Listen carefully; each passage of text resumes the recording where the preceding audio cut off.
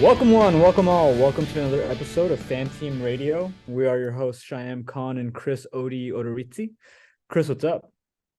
Yeah, Cheyenne, man, we were at Spain, Barcelona. What a race we had today. Oh yeah. Um, yeah, so 66 laps.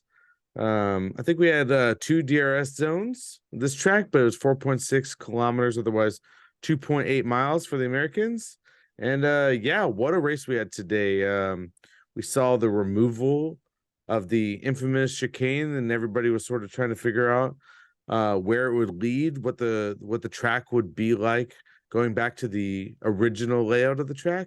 And yeah, I think it was awesome. We had some great racing, a lot of overtakes, and ultimately just a really good race in my opinion. A little shake up in terms of like the order and things that happened, other than the whole Red Bull dominating factor of it. But yeah, I thought it was a great race. How about you? Yeah, I think David Coulthard and Julian Palmer mentioned that chicane was probably put there by someone who's never driven a racing car before. So I'm glad that they got that out there. I think it made for a much cleaner race with a lot more opportunities to overtake and really give the spectators something to, to watch. And it kept the interesting about this race, Chris, is there's battles happening all across the grid, which I thought was really exciting to see in groups of threes. In the front part, you really didn't.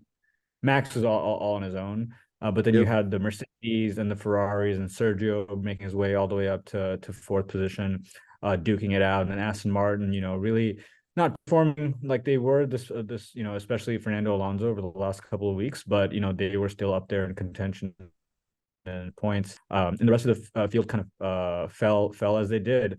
So let's get into it, Chris. What are your first thoughts for this race? I know Mercedes promising side pods and upgrades coming into this race. We weren't really able to see the results of that in Monaco, but my boys pulled it out today. What were your thoughts? Yeah, so exactly that. Like Mercedes brought these upgrades to Monaco, which was an interesting choice to sort of bring them in. I mean, I guess it's good for testing and sort of figure out where you're at. But the upgrades really shown here at this track. Yeah, I think we mentioned a little bit offline, a little bit that Mercedes typically shows pretty well at Barcelona. But I think, in my opinion, this is a huge step forward. I mean, the zero pod strategy was something that Toto has been leaned pretty heavily into, and they think that they figured out at the end of last year sort of their fundamental issue, and at the beginning of this year didn't really work. We've discussed that, and um, I think they finally said, "Let's try it. Let's put a little pod on there," and yeah, we saw a little bit of glimmer of the old Mercedes today, which was awesome. And unfortunately, Red Bull is just that far ahead of everybody. It's kind of unreal. Max just sort of seems to be sort of casually driving at the front and able to choose his own pace. So I don't anticipate anybody getting to that level just yet. But yeah, man, it was great to see both Mercs charging up the field and keeping that second and third position for the majority of the race. Yeah, I mean, after qualifying, when they had a tap on each other, that really did freak me out. I'm not gonna lie, but I Yeah. think if you if you remember or if you can recall what we were talking about when they switched over back to James Allison as the technical director a few weeks back, and I had mentioned, what does it look like progress, when this kind of leadership change happens, how long does it take for that progress to hit the track and for us to be able to see it in the performance of the car? And apparently, it happened within a matter of 3 weeks. So, it is all all signs kind of point, toward the positive direction. But like you mentioned, Mercedes historically does have a pretty good track record in Barcelona. So I'm going to hold my expectations a little bit closer to my heart until we see this progress kind of persist over the course of Canada and Austria in the next couple of weeks. So all good stuff, all good signs here. Even Lewis kind of admitted in the post race interview that they're just not up to par yet with Red Bull and where that car is at. But if it's not this year, next year they're expecting to have something comparable to that Red Bull machine. So yeah, as a Mercedes fan today, I'm absolutely over the moon. I was fearing the worst of worst after qualifying on Friday, and I'm sorry, on Saturday, and this was really positive to see. Again, I will hold my expectations kind of low until we start seeing some of this progress persist across Canada and Austria. Yeah, and that like I'm full agreements with like holding expectations. At the end of last year, in Brazil and a few other races, we saw Mercedes just sort of pop out of the box and show dominant performance once again, and then just sort of putter out at the end. And so hopefully this isn't another iteration of that glimmer of hope of a performance out of the car, and hopefully we're just going to see them continue to hone the performance of that car and get to the front of the pack, because it would be nice, even if it doesn't matter for a championship sake, to watch them take it to Red Bull at the end and sort of give the fans and as well as the other teams the knowledge that next year all hands are off. Now Yeah. you said a few times describing Mercedes that all signs point to good. Well, today all signs weren't pointing to good, because there was one signs on the track that had not so great of a race today, Mr. I see Carlos what you did Sainz. there. I see what you Yeah. did there. Yeah, as soon as you said it, I was like, nah, and that was a great tee up. So yeah, like let's talk about Ferrari a little bit. Um, Let's not talk their about best day. Ferrari. Yeah, not their best day. Yeah, not their best day, and sadly, not even their worst day. Yeah. Which is, Yeah. it's a Ferrari kind of day. Ferrari has had a opposite kind of effect when it comes to qualifying and race day that Mercedes have, right? So Mercedes, you'll see in qualifying day, they probably don't perform as well as Red Bull or Ferrari even, or Aston Martin. It's that car typically shows a lot of its strengths on race day when it's over a course of like multiple laps and not just a one lap thing. Whereas Ferrari, they're sometimes able to really shine in qualifying, and Leclerc especially is able to shine in qualifying. But this week, Carlos put it to the metal, still couldn't keep pace with Mercedes. And I'll just recall real quickly what Leclerc said the after he was interviewed about what went wrong with his car. He said, when asked if 11th was a decent result considering where he started, Leclerc said, "No, I don't understand what we were doing wrong, but we were doing something wrong. The tires are. I went from first hard to a second hard in the last stint, did exactly the same thing, and the car is behaving in a completely different way.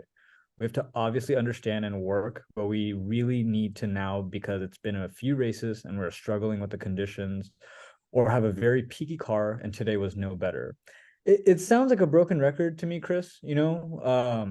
Whether they know what the issue is or they don't, uh, the answers are always the same, and it's hard to dissect an issue when week after week it's kind of this like this unknown kind of like omnipresent, like just glooming like energy and issue, but nothing really empirical or something that they can work on, right? So I don't know if that's just them kind of obfuscating their internal issues from the public just while they work on things internally, or if they really have no clue what is going on right now. What are your thoughts? Yeah, Ferrari is mind-boggling to me. There's so many. I thought they were getting away from this a little bit, but there's so many strategy calls that they make during the race that are just a little bit too confusing to me. And I almost, like, in very layman's terms, like I almost feel like Ferrari decides kind of what they're going to do before the race and just try to like stick to it on a very simplistic high level. And I feel like other teams, like especially teams like Red Bull and Mercedes, are looking at the data live. They have strategists across the board that are watching like graining on the tires, degradation, track temperatures, and they're looking at everything, all the data from the other drivers are doing. Because I think Pirelli said that the longest the soft could go, I think today was like 16 laps. It was either 16 or 18 laps. And Carlos pits pretty early. And he was even Mhm. saying, like, I have good pace on these tires. And then you have George coming over the radio saying these tires are lasting a lot longer than expected. I think a few other drivers said similar messages. And a couple drivers went super long on their softs. I think Lewis went like 25 laps or something on the soft. Yeah, he went And almost half the race. Yeah, and Carlos is like pitting at like sort of the typical Pirelli, even though he questioned his engineer and said why, and he just said okay, because the drivers sometimes, even if they feel good, they're going to trust their engineer because they're the ones with the computers, the data, the teams, the pit wall, and sometimes you just have to say, well, if they're saying to box, let's go. So, but I almost feel like Carlos is questioned more often than not, and usually he's been right. So I'm not sure what Ferrari's doing, and they just don't seem to have the level of strategists that are within the other top teams, and they don't seem to be able to make shifting decisions on the fly.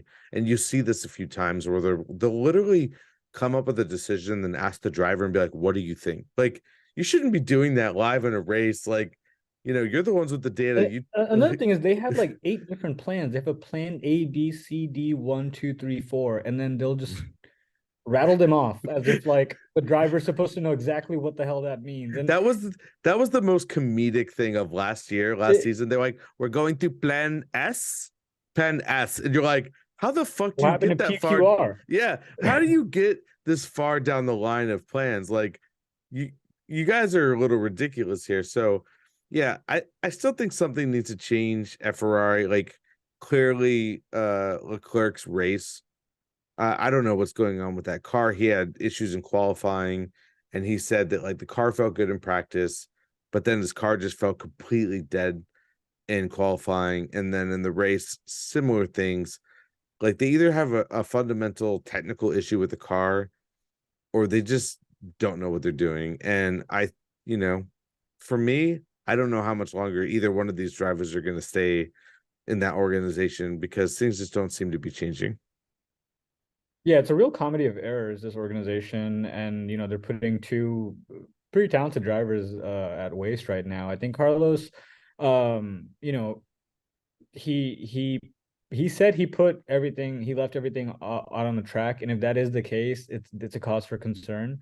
Because even if that's your ceiling, and then Leclerc is your floor, it's it, there's no rectification for either of those drivers right now. I think, and this is just me kind of like looking from the outside in. I think Red Bull and Mercedes and even Aston Martin have a culture of, execution first, right? And I think Ferrari has a culture of we just need to be excellent, and we just need to have everyone know we're excellent. And sometimes if you just do a lot of busy work that looks like you're doing something excellent, it'll keep people at bay, and you don't the real execution of it doesn't really have to come through. So you can just kind of pitter around and act and do busy work as an entire organization to just kind of meet the demands of the culture that and the demand from like fans. But then it's just all being lost there, and none of it is really going into execution and planned executions. Like, this is what's wrong, this was wrong with our strategy, this was wrong with our cars, this was what's wrong with our communication with our drivers and our engineers, and the suggestions that we're taking from Pirelli, and not really the suggestions that we're taking from our drivers and how they're feeling. Like, all of this kind of coalesces into an organization that I feel like is doing a lot of busy work, because everyone could probably be like, hey, I'm doing my job. But when it comes to actually executing out on the track, like you said, they have all these plans. They're probably hitting every single one of them at surface level. They probably put a lot of work to make those plans up, and that's enough for them, right? Like, as an individual, you're like, hey, I did my job. I made these plans, we made 20 Right. of them, like, we didn't even have enough letters to fit the amount of plans we had, like, so that, like, that you can put in that busy work, and then like the execution piece just is not there. So again, they're another week for them to forget. I think I don't really know what the solution is for them, but I think one thing that we this week did do was there was a bit of a jumble, right, for who was going to be the second, third team, and Ferrari was in the conversation with Mercedes and Aston Martin. But I think after this week's race, it's a little bit more definitive that Aston Martin and Mercedes as an organization is going to pull away at a quicker rate than Ferrari is, and Ferrari might even have to stumble back and have to compete with Alpine. And what a great story that would be for Alpine, but I can just see them slowly going further down the rungs, if I can be quite honest, I don't know if Leclerc is going to be there after next year. Yeah, I think I made a bold prediction with my buddy Sam the other day that if Lawrence has the cojones to finally kick his son to the curb, that Leclerc is going to be driving for Aston Martin next year. And I don't know if that will ever be the case, but I think if Charles gets the opportunity to jump ship to a definitively top team, then that he will very highly consider it. I know Lewis, I think George's contract was extended. They opted to Yeah, extend his contract, and Lewis mentioned today that he's supposed he's to be meeting with talking Toto. to Toto. Yeah, So I expect Lewis is going to resign with Mercedes. If he doesn't, that's obviously a huge breaking news and a big shakeup in the sport. But I could see Charles going to any one of those two teams over Ferrari, just because he's given them so much time to get their stuff together, to be able to perform and give him a championship winning car.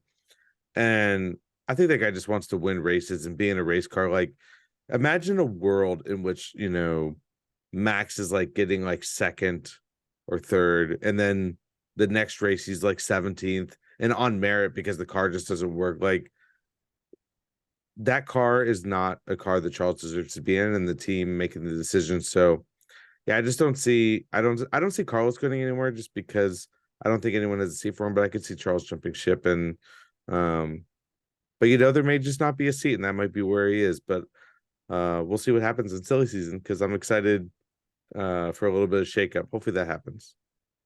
yeah, he'll look good in that mint green. Yeah. Cool. So speaking of shakeups, let's talk about a shakeup that happened today on the track, and to the chagrin of Yuki Tsunoda.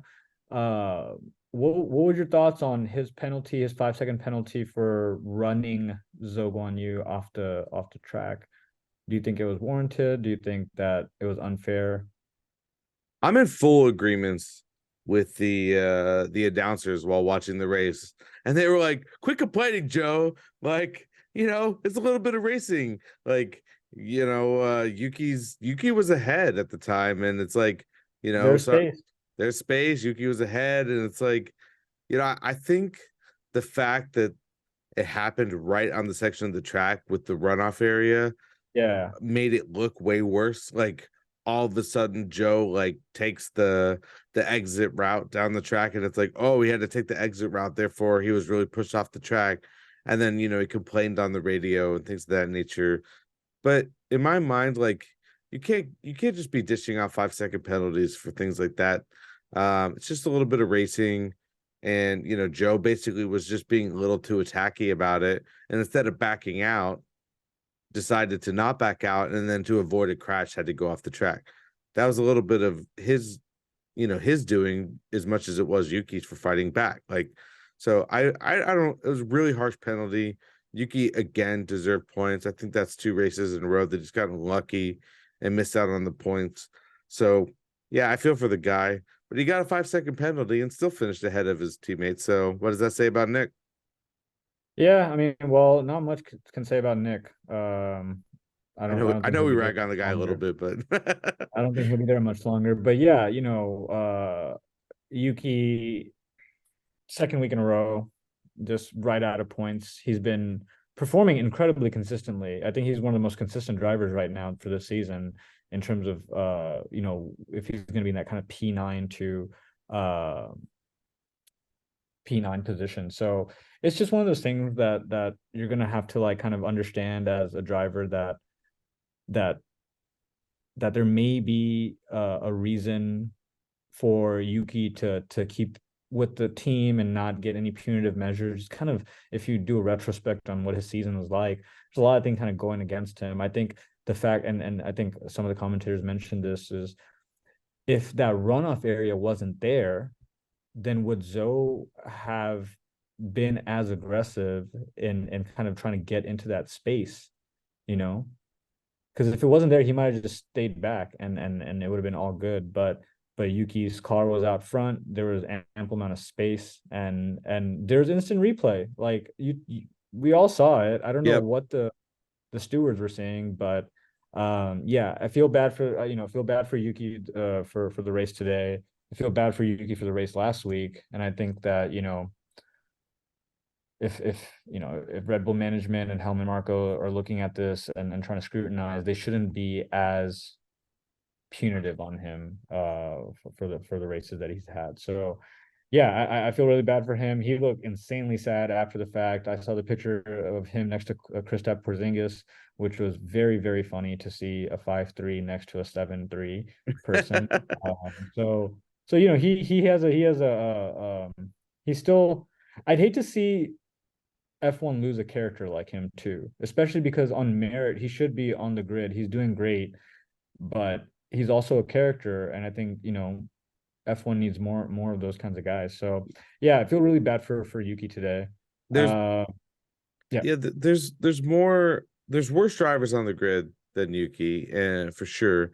And I think he has a lot of potential. And it's in this sport, it's really difficult sometimes with certain drivers because you'll there's no opportunity to like see what he'll do in a Red Bull or in a Mercedes. Like, unfortunately, he's in his car, and that's the car that he has, and so you don't know if his whole performance is because of the AlphaTauri or if he would actually be dominant in another car. But all the cars are built differently. So, but I definitely think that Yuki deserves a seat in the sport. Um, Now we talked about this a little bit of last week, but he did have that one team radio today where he yet again yelled at his engineer, like, just let me race. Stop talking to me. I don't need your stuff. Like, just leave me alone. I'm going as fast as I can go. It's like, I think that, like we mentioned last week, there needs to be a little bit more of a constructive conversationalist in Yuki to really get to that next level. But again, I don't think he deserved the 5-second penalty.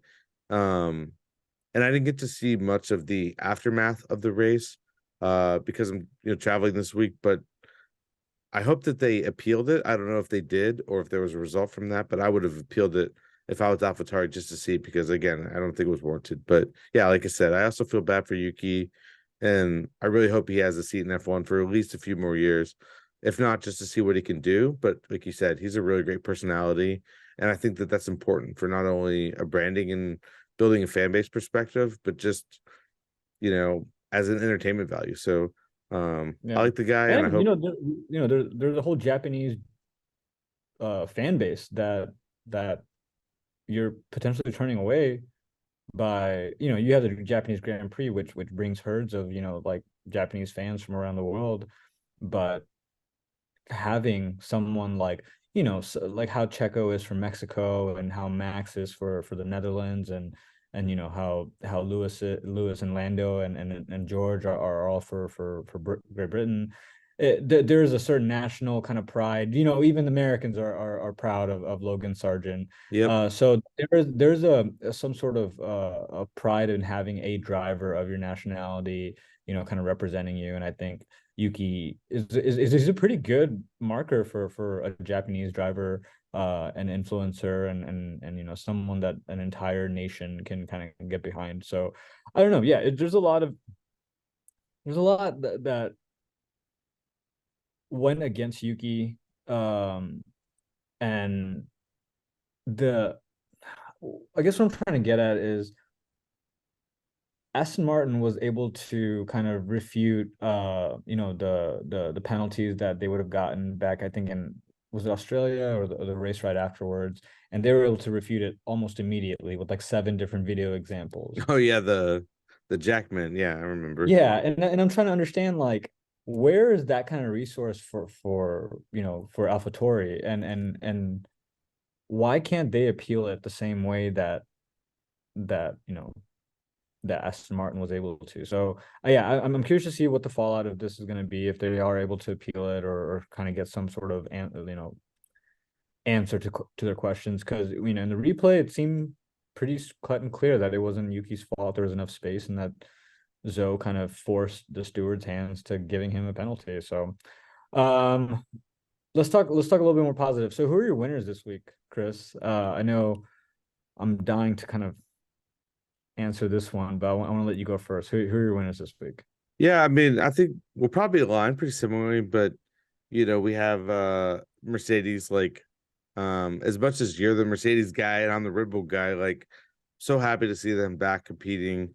I did miss Mr. Fernando on the podium today, and I would rather have him been there than George, but yeah, like seeing these guys perform, getting a little bit of the spirit back when everyone crossed the checkered flag, it cut to Toto and you could just see like he's like step one is done, like we're back, like now we got to get to work. So I could almost see his black turtleneck just growing from inside of his shirt. everybody's a target. uh Yeah, I in the mean, worst Austrian accent I've ever done in my life. So but yeah, no, like I'm glad to see Toto smiling again.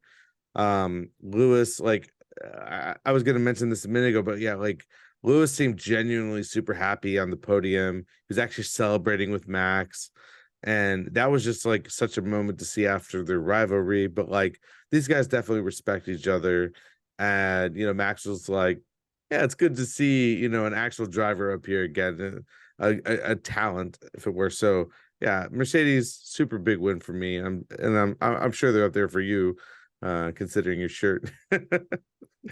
yeah, no, they're it's just I know I mentioned keeping expectations, kind of conservative when it comes to what to expect over the next couple of weeks, and if this is actually going to be, an upward kind of trend for them.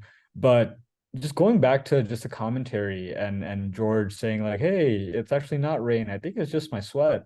Like, it's just there's a levity to it that I've missed for a really long time. I think like because I am such a big fan of the team, seeing two of those drivers that I do really love and enjoy watching, just kind of having that banter between them and being able to be a little bit more relaxed and race, like actually race, and knowing that the car is not gonna break from under them or can't even catch up even in a DRS zones, like just little things like that, like things that are not reticent of a Mercedes kind of car, and then being able to see them just being a little bit more relaxed, just kind of a little bit of that pressure off their shoulders that allows them to maybe do a little bit things a little bit more creatively, and not saying that they'll catch up to the pace of Red Bull because it seems damn near impossible. Like he's Right. max double-digit deltas against the second fastest car, so I don't see that being kind of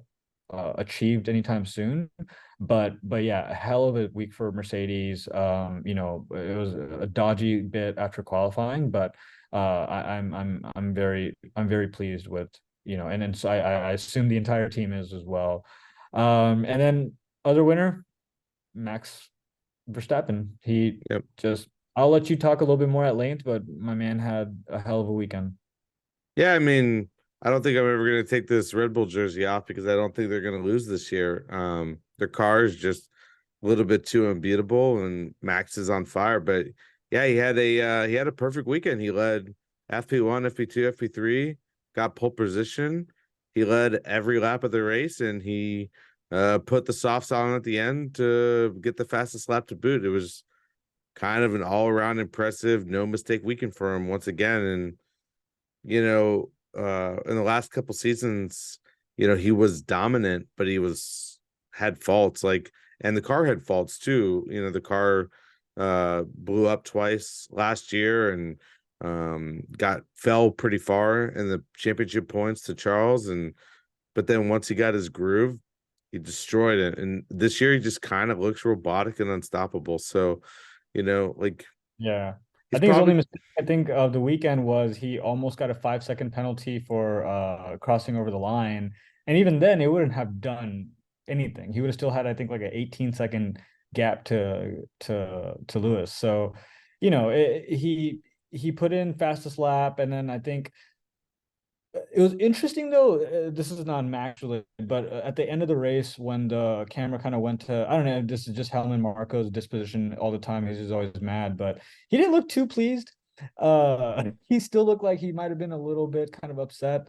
Although, Adrian Newey and Christian Horner look super duper pleased. Yep. I think it might have to do with the fact that Checo probably wasn't on the podium as well. But Checo had a hell of a race. He was able to make up what, like 11 or six spots, I think, something like that, something really, really ridiculous. But yeah, I think Max had again, he's probably going to run away with the rest of this season, especially as the difference in points between him and Checo starts to grow.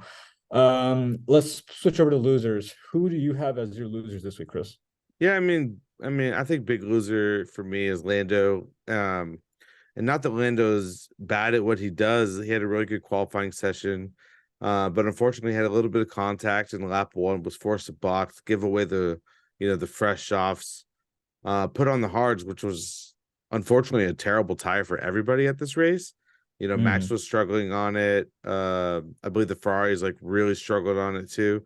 And so Lando was on just a terrible tire, had to get a wing change, pit on lap one, and was just in nowhere land for the rest of the race. And so after an amazing qualifying session, which nobody expected him to hold on to that third place for the longevity of the race. It would still be nice to see him get some good points this weekend, but just unfortunate. Went from a super high to a super low, and I really want things to turn around for him. But yeah, and then I got Charles on there too, just because again he was also in nowhere land, and that just it's a little disheartening to see this guy just constantly be sort of not where he should be. But yeah, like these two guys just sort of being behind their pace, not where they should be. Two top talents. Yeah, those are my big losers for this week. Yeah, no, I agree with you on both fronts, especially with Lando. He looked incredibly dejected after the race, and it was kind of his fault. It was definitely his fault, in kind of putting the tip of his wing next to Lewis's. I'm really glad that Yep. nothing it didn't affect Lewis's car, but this is a mistake that is just completely on his own. It wasn't due to anything but a simple misjudgment on the start, Yep. which cost him the race essentially. I agree with you there. We already talked about Yuki and kind of the misfortunes he had. My biggest loser of the week, Chris, is the Haas pit crew. They average, I think, above 3.5 seconds across all their pit stops. At a certain point, they had two jackmen come in at the back to try to lift the car, and they both look confused. It's really, the commentators mentioned this also. Julian Palmer and David Coulthard talked about how you have the same amount of pit crew people across all teams, and it's money is not the constraint in how many times you practice getting that down pat. Like Red Bull practices all the time. I think their pit stop today was like 2.5 second on average, or even lower than that. I believe Mercedes, Sergio had a 2.0.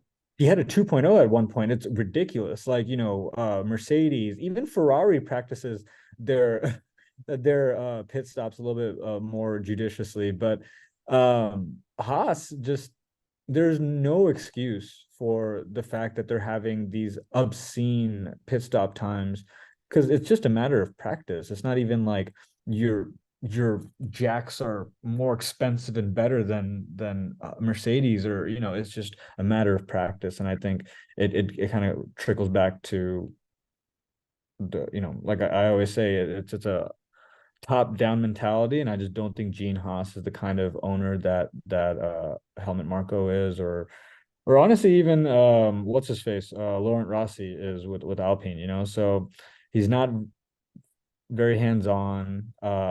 He doesn't hold accountable. There's not much accountability across like the pit crew folks. So yeah, I think the pit crew today for Haas, incredibly embarrassing. Probably my biggest loser, even more so than Lando and Yuki. And whatever kind of times that Nico or Kevin puts up in quali, it just gets kind of taken from under them when they hit the pits. So I don't know. Do you have thoughts on that? It's I mean, I'm not going.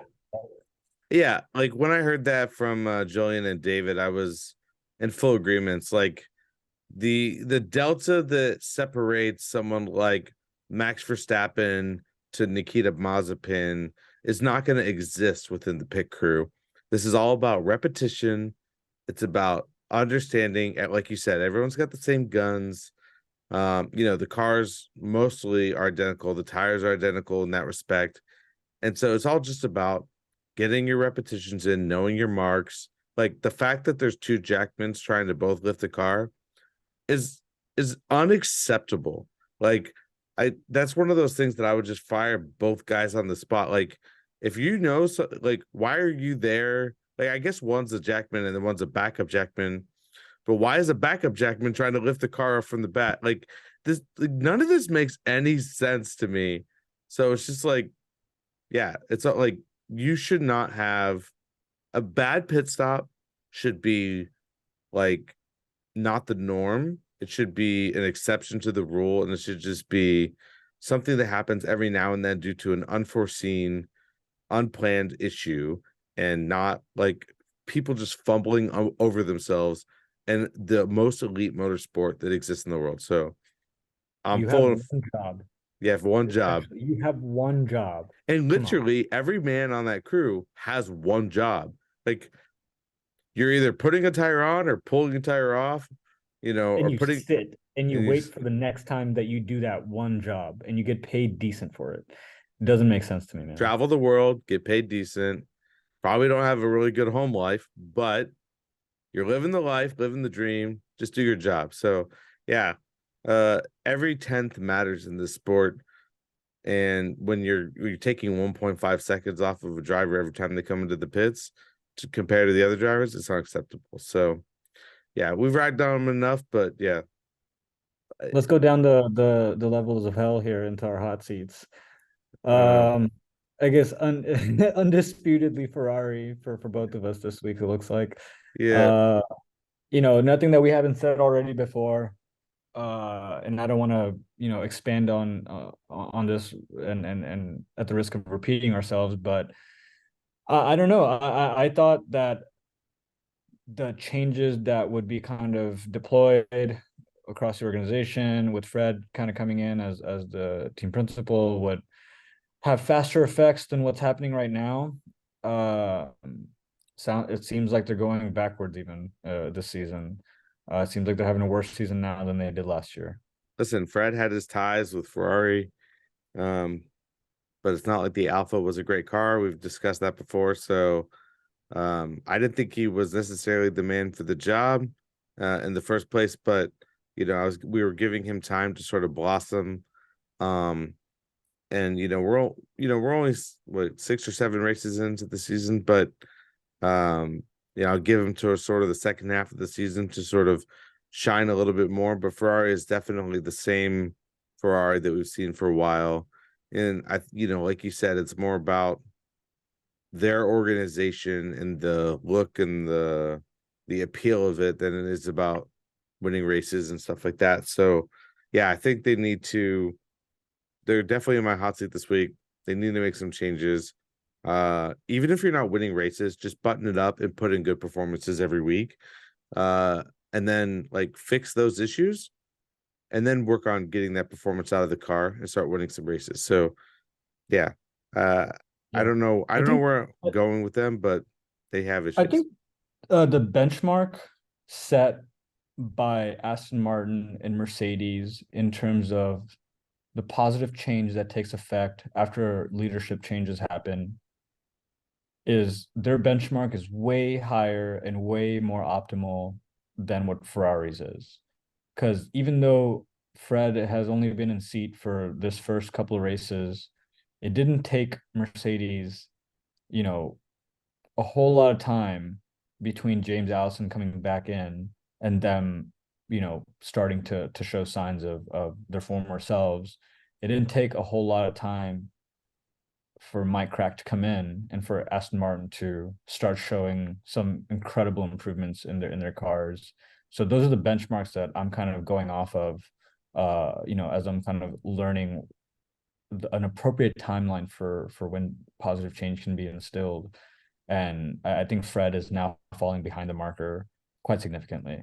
Yeah, but like Uh, full agreements, like Ferrari last year potentially had a championship winning car, and it was doing really well at the start of the season. And most of their poor performances were from bad strategy calls and poor reliability, which if you have a potentially championship winning car that's already built and you need to sort of improve on that, and the other things that you need to fix are not the car specifically, but your strategy and your reliability, Fred should be able to do that faster than a few seasons. So if he doesn't get through this season in a much better spot by the end, um, I don't know. I wouldn't know what to do with the team other than maybe try to shake it up again. I don't think that's going to happen, but I don't think they'll be in a great spot next year. yeah. And I think I have one more person on my hot seat. It's Logan Sargent. Again, very poor performance this week. He came in dead last. He got lapped by everyone up to Yuki Tsunoda. So it's embarrassing. It's not Monaco. It's a really pretty standardized, perfect track for most rookies, and they even took the chicane away. Like there's no reason for Logan Sargent to be having such a struggle. I mean, Alex Albon didn't do a whole lot better at 16th, but it's just Logan Sargent. This is the second week in a row where he's kind of near either. Was he dead last week, Chris? Other than the people that didn't finish, Yeah. he just he's just always been kind of sorry, not always. After the first two races, he's really experienced a significant downturn. And I'm curious. I haven't seen any publications on Williams giving him like kind of a ultimatum or anything like that. But it seems like there's not a whole lot for them to rally around at Williams right now, and especially because Alex isn't doing all that great either. So I don't know if this is just a organizational thing, but coming in dead last is just, I just don't know what to make of Logan Sargent's season this year. And I think the rookie thing is starting to maybe that well is starting to run a little bit dry. So yeah, I would put him. I'm putting him in a hot seat, just to kind of keep an eye on it, right? to to Yeah, to for see sure. what Williams' response is going to be going into the second half of the season. Yeah, like for Logan, it's a difficult one because like we don't have all the data. We don't know how much they may be making off him from USA marketing standpoint, from selling merch or just from his image and capturing that new US market. Plus, there may be some improvements they're seeing from like a micro level from a rookie season where they feel like he's in the simulator or like in a work culture environment where he's putting in a lot of work and effort and they could see that potential. So these are all these things that like the average person can't see. So I definitely think that Logan, if he's performing like to their standards behind the scenes, and they might want to see like his fan base in Vegas, among other things, he might get a seat for next year. But he is having a very poor rookie year compared to Yuki in his rookie year, or Oscar for this year. So Or George, even George, he was in a Williams and he still sh showed some sort of pace in that car, some inkling of talent that signified even to Mercedes and to Toto that he's well worth the investment. So oh, Joe too. Like Joe had a pretty yeah, and decent Joe. like so. Yeah, like I don't think Logan is giving a free pass because he's a rookie. You still have to perform. So we'll see. Like he's definitely on a hot seat, and he'll have to step it up.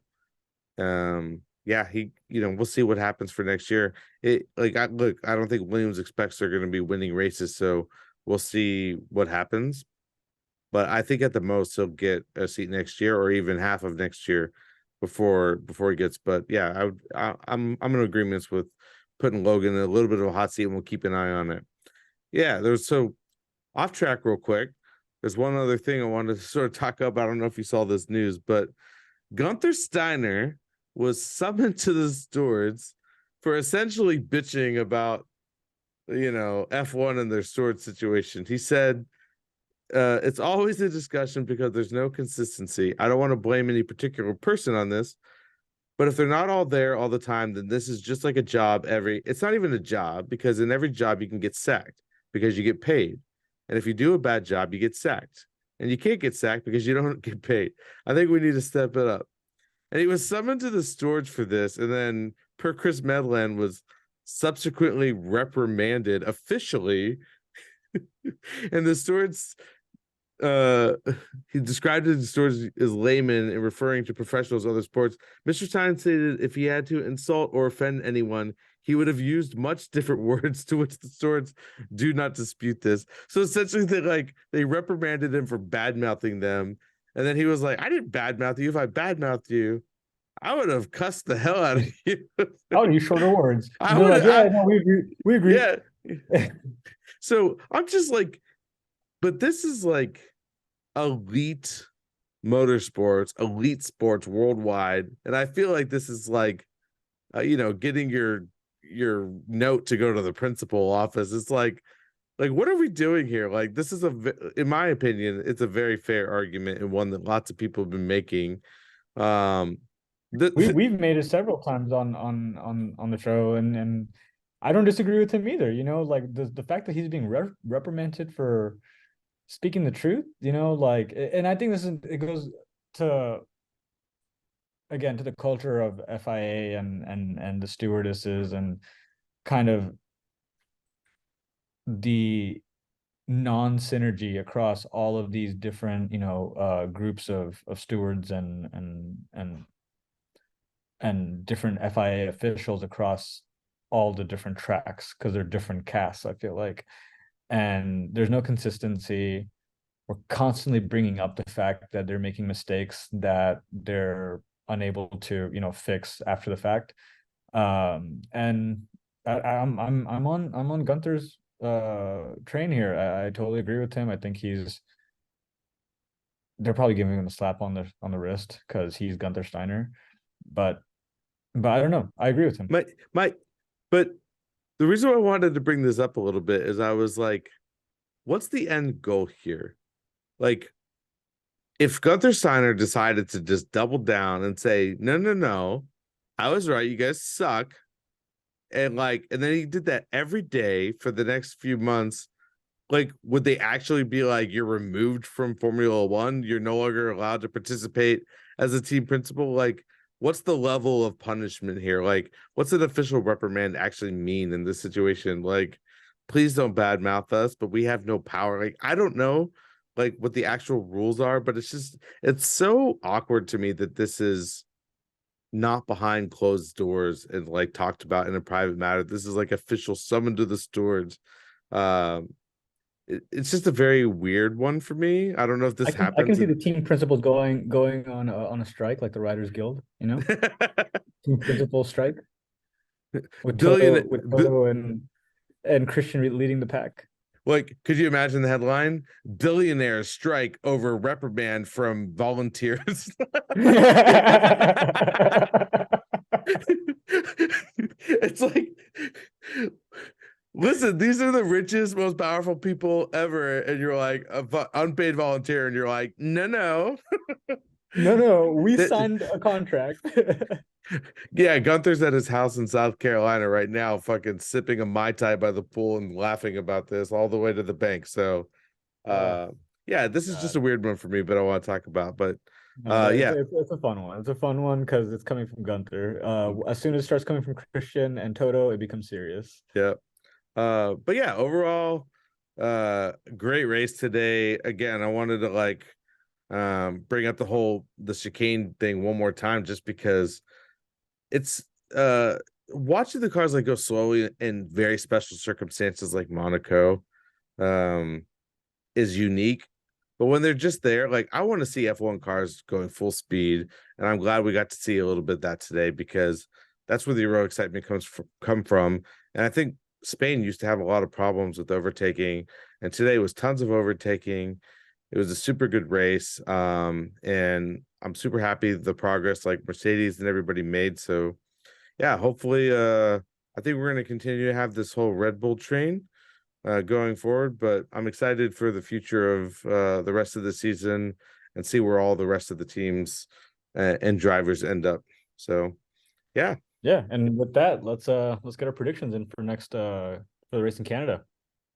Yeah, we were pretty close last week for this race. We both I had Lewis on the podium and you had George, and we were both wrong about Alonso, but that's what it sort of ended up. So I'm gonna go ahead and say that in Canada we're gonna have pretty similar. Like I think it's gonna be Max and Lewis again. And I don't want to put George on the podium, so I hope my boy Alonso gets backed up there. So I'm gonna say Max, Lewis, and Alonso. Well, I will put George on the podium. I'm gonna put Max, George, and Fernando for Canada, and but I wouldn't be surprised if Lewis found his way into the podium as well. And I hope I am wrong. I hope Lewis is in podium, but I think I saw a spark from George this race that I think will help him get into a podium next race. So I'll As keep long that. as long as he continues to check his mirrors and not running Lewis off track. Yeah, let's hope so. Let's hope the quality season or the quality races aren't as trepidatious as it was this week. But Yep. but yeah, and then Fernando rounding out the top three. I think this week was more or less an anomaly. He I think gave Lance the one position ahead of him because I genuinely think he loves and fears Daddy Stroll and his money. Yeah. Listen, So Fernando's got it good. He doesn't want to give away his meal ticket. He knows the WC is not happening this year. So, he knows he's his favorite son. He knows he's a favorite son. he knows. He knows. Yeah. So we have unfortunately, we have a week off. But Canada Sunday, June 18th, and that's a track that I love, a race that I love. There's a lot of greatness to Montreal and the surrounding race. I know it's a fan favorite, so I'm excited about it. And so, yeah, I'm looking forward to the race in 2 weeks. And yeah, we'll talk then. Yeah, hopefully no rain, all sweat. All sweat. All right. All right, Sam. All right, Chris. Well, it was good talking to you. And we'll see you guys in Canada. Yeah, see you guys in Canada. Bye, Peace. bye. Yeah.